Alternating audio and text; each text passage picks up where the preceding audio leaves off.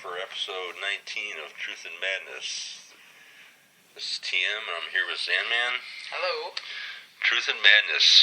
What's it about? It's about truth, the search for it, the struggle to find it, and the madness that surrounds the search for it as it applies to all aspects of our lives. Truth and Madness, and the madness of truth. Alright, today we're going to be talking about a few things. I think Sandman wanted to start off with a Candle Castle update. Yep, so as of right now, we have institutionalized the 4 pillars of candleism, and that is, we have the 2 white and the 2 black candles, both as our pillars, kind of like the watchtowers that you see on the classic castle, and of course you know about the Darth Vader drawbridge. And we've actually been experiencing a little bit of a technical difficulty with our maintenance supplies, because the duct tape is deciding to start burning under the heat of the wax. So, yeah, we're going to have to start to institutionalize the glass pretty soon, so that's exciting. So, that's just a little tiny update on our Candle Castle.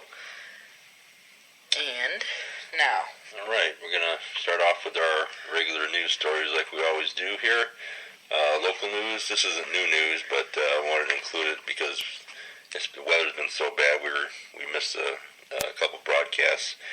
On January 10th at about 9 o'clock in the morning, the large awning above the sidewalk of downtown Highland, Indiana's Bibles for Missions thrift store collapsed under the weight of the previous week's fallen snow. Apparently a Rodney's or Langle's worker was there at the time, really close by. Luckily, no one got hurt. Snow. Yeah, apparently nobody got hurt. One of the things that we wanted to mention, though, was that when the 8 feet of snow that fell on the ground collapsed along with the awning on top of it, they didn't really remove it very quick or make any effort to search under the snow to make sure that nobody was under there. I guess unless they had video cameras or some other way of confirming that there was nobody on the sidewalk when that happened. Yeah, they wouldn't have known. So this is what you learn from being in this town when there's a snowfall. You have to make sure that you don't get crushed, because no one will look for you. You will just be under there. Okay? Yeah, if you're from around here, you know a lot of people walk under those awnings all the time because they block the snow and the rainfall, and the sidewalks are plowed, and they use those to get from one business to the next. And for some reason, they apparently didn't check. They had construction crews out there, and the fire department and police department, and I don't know. I would have thought they would remove the snow immediately, but it was about a week until they did. So thank God nobody was hurt, and they didn't find any bodies, as far as we know, under the snow. So yeah, that's the awning collapse in downtown Highland. National news, yesterday there was a shooting at Purdue University in Lafayette.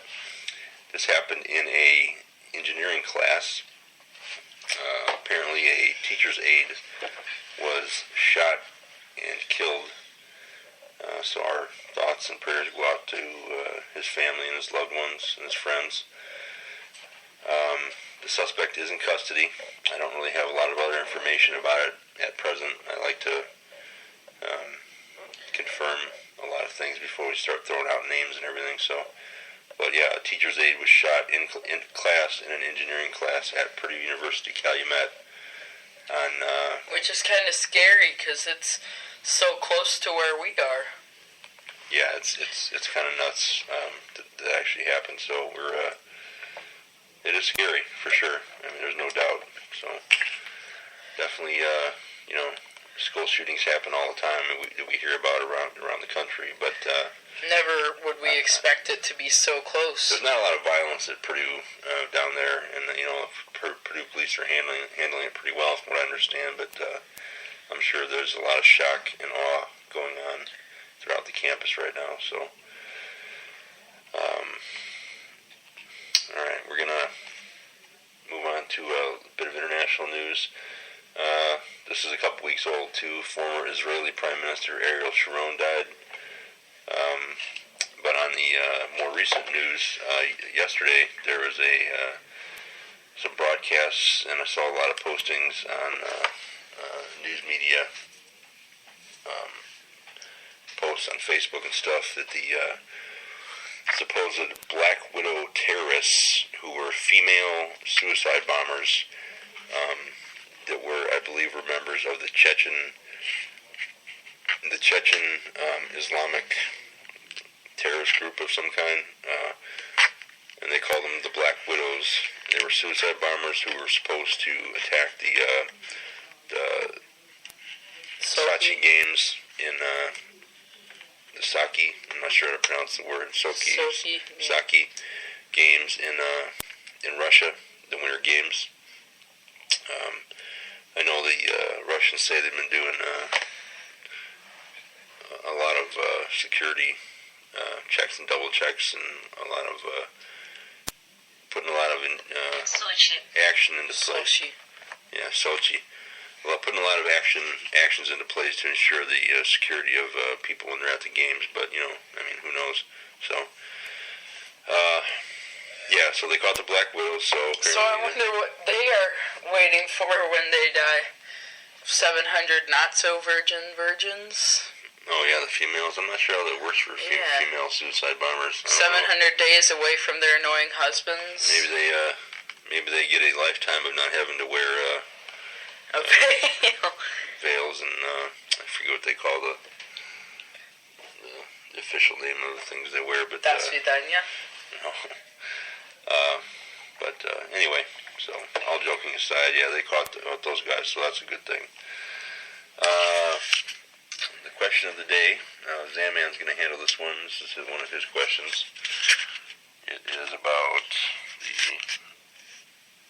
has something to do with suns and their death. So, you ready? Yep. So every time a star dies, it is because a certain element gets to it, because the sun starts to try to burn heavier and heavier elements going down and down the periodic table. So my question for you is, which element is the heavy element that makes the sun collapse in on itself and eventually blow up into a supernova and create a black hole? If you can answer with either the number from the periodic table of the elements, its number in accordance to all of the other elements, like hydrogen's 1, helium's 2, lithium, so on and so forth.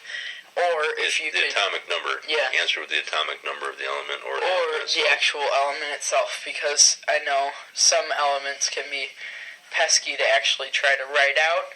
So, yeah.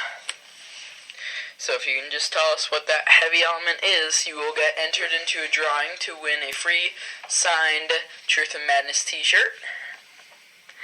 So do all stars, when they die, do all stars go supernova, or do some of them just burn out and just die? No, they all blow up. All of them? To our knowledge, yes. I thought I've heard of dead stars before, so I don't know. Okay, so that's the question. If you have the answer, respond to us via email, truthandmadness@hotmail.com. And you can also reach us on Facebook. Just look up our Facebook page, Truth and Madness. We can be reached on also on Twitter.